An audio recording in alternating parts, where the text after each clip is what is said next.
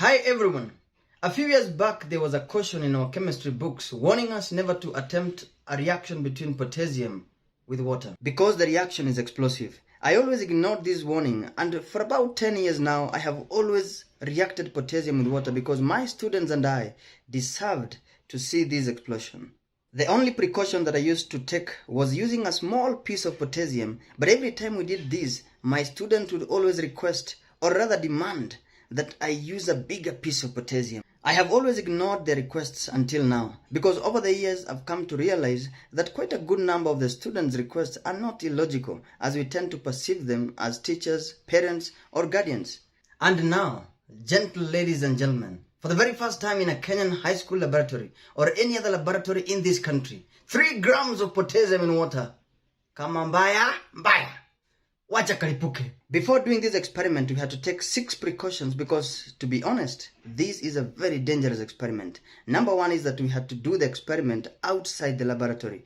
Number 2, I gave my students some tissue papers that they were first of all supposed to wipe themselves in case potassium hydroxide splashed on them before irrigating themselves with lots of running water. Number 3, as the person who was to be closest to the reaction, I had to completely cover myself using a face mask, a cape, and most importantly, some glasses for my eyes. Number 4, together with my students, we devised this gadget that would ensure that I was about a kilometer away from the reaction. This device was to ensure that we get a really good explosion by sinking potassium in water using a small mass. Number 5, we had a fire extinguisher just in case there was a fire. Number 6, and most importantly, the students had to stay 100 meters away. At what? Stay 100 meters away. We started our experiments using sodium, and for sodium it is simple.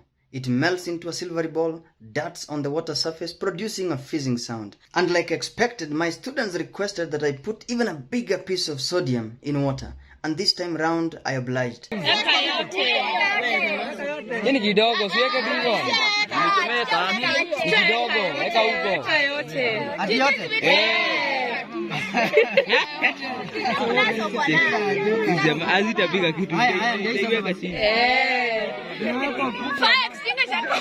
To make it even juicier, we made the sodium to explode by placing a piece of paper on the water, thus preventing it from darting or moving on the water surface. After catching fire, the boys would do the necessary. And finally, on to potassium. I was so cautious when holding potassium to the extent that I used 2 gloves. Of course, never ever hold potassium using bare hands. The moisture on your hands would react with it, burning you so badly. We started with a small piece of potassium, about 0.5 grams, floating on water, which would produce a young one of an explosion.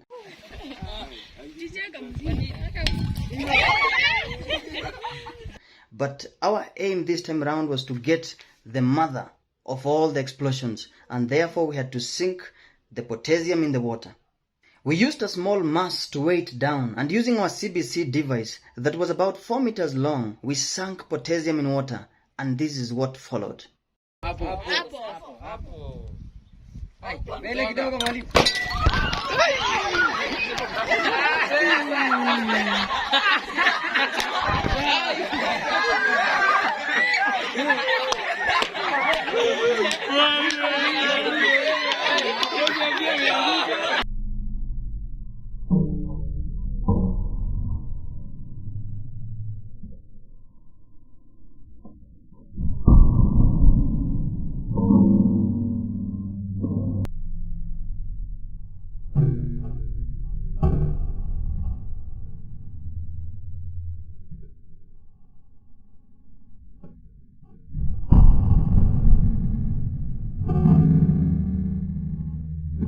An unforgettable explosion. And after the experiments, we did a head count for all my students, and all of them were safe. All of them. No injuries, no nothing. Kila mtu ako sawa? Nani amelipukiwa? Oh yes. Nani kila mtu ako sawa? But as usual in any school or any organization, there will always be that one student or that one person who does not follow instructions. His name is Newton Kariuki, and he's seen he is scampering for safety. 1 man down, tango 1, tango 2.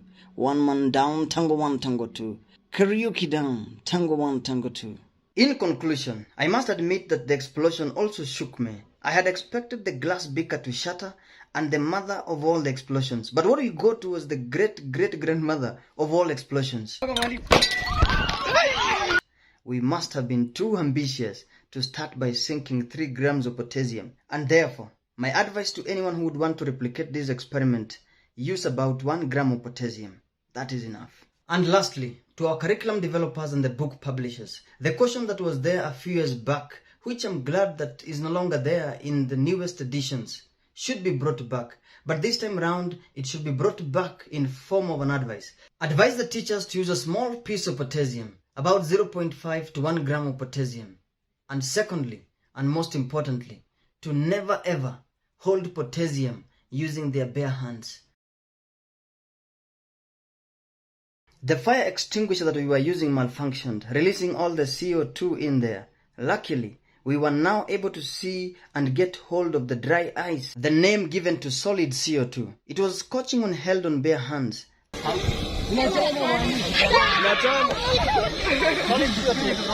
effect that I came to realize later is known as frostbite. Thank you so much. I'm out.